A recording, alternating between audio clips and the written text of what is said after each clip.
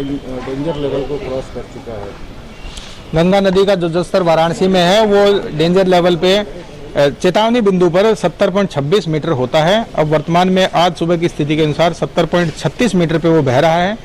तो 0.1 जो मीटर है वो चेतावनी बिंदु से गंगा ऊपर आ चुकी है। इस कारण से हमारे शहर के 3-4 एरिया में जो लो लाइंग एरिया हैं वहाँ पे पानी भरा है। इसमें कोनिया सरैया का एरिया है। लगभग 200 परिवार डिस्प्लेस होकर अलग अलग सरकारी बिल्डिंगों में ठहराए गए हैं। उनको राशन किट आदि का वितरण किया जा रहा है। अच्छी बात यह है कि लोकल बारिश न होने की वजह से कोई इमीडिएट प्रॉब्लम शहर में नहीं है, परंतु जो बाढ़ की तैयारियां थी वो पिछले 5-4 दिन से एक्टिवेट कर दी गई थी। बाढ़ चौकियां ग्रामों में भी स्थापित कर दी गई हैं। ढाब का जो क्षेत्र है चौबेपुर की तरफ, वहाँ भी बाढ़ चौकियां एक्टिवेट कर दी गई हैं। हमारे नाविक और हमारे गोताखोर भी तैयार हैं। अगर नावों की आवश्यकता होगी तो नाव भी लगाई जाएंगी, परंतु कोई ऐसे आवागमन के लिए फिलहाल कोई आवश्यकता नहीं पड़ी है। इसी तरह जल पुलिस और एनडीआरएफ भी तैयार हैं। जो भी सुविधाएं आवश्यक होंगी वो जनता को उपलब्ध कराई जाएंगी। हम लोग भी आज पूरा निरीक्षण कर रहे हैं। आगे भी जो एरिया हैं जहाँ पे लो लाइंग एरियाज होंगे उनको हम चेतावनी दे रहे हैं ताकि वो सुरक्षित जगहों पर निकल के आ जाएं। और किसी भी प्रकार की कोई भी दिक्कत आएगी पब्लिक के साथ तो बाकायदा प्रशासनिक मदद उनको समय से पहले उपलब्ध कराई जाएगी। हेल्पलाइन नंबर भी जारी किया आपने? हेल्पलाइन नंबर उसके लिए जारी है, अधिकारियों के नंबर जारी हैं।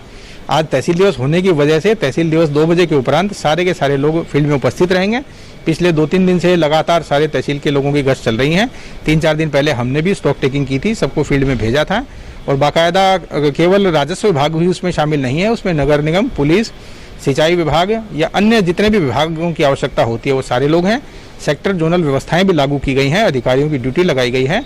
किसी भी प्रकार की कोई आवश्यकता होगी तो लोगों को रिलीफ दिया जाएगा। सर एनडीआरएफ को लेकर कोई खास तैयारी की गई हो? एनडीआरएफ बिल्कुल सतर्क है और एनडीआरएफ पिछले 2-3 दिन से ही हमारे पत्र के बाद सक्रिय है।